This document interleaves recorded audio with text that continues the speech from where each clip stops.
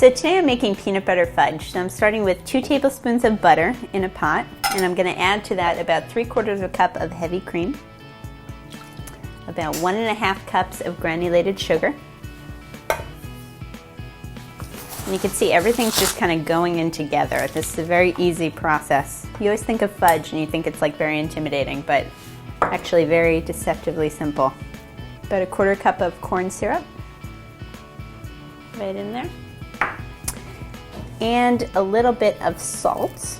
So here I have a nice sea salt. I always like big kind of crunch flakes of salt in my fudge, especially for what we're making today, which is peanut butter fudge. And also, last but not least, about a pinch of baking soda. And what that's going to do is kind of aerate everything, make it nice and fluffy and soft. And so we're just going to cook this together until it's nice and golden brown.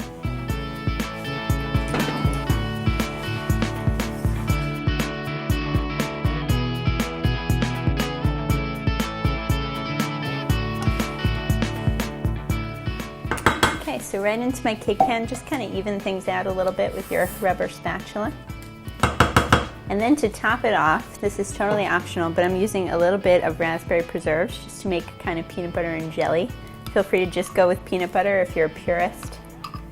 But I'm just going to dot it with my preserves and then use my spoon to kind of swirl everything together.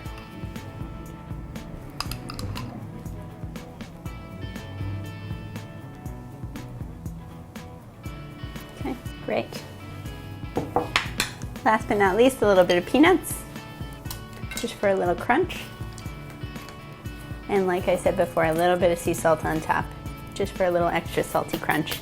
And that's it. I'm gonna let this set either at room temperature for about an hour or overnight if you can, or else in the fridge or freezer for about half an hour. And we're gonna cut this up into nice cubes.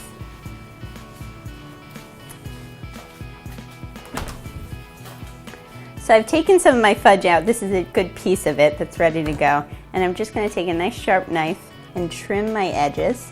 If you're using a square pan, don't worry about the edges, or if you're not too finicky about it, don't worry about them either. But just to make nice cubes, I'm trimming my edge, and I'm just going to divide this into nice quarters.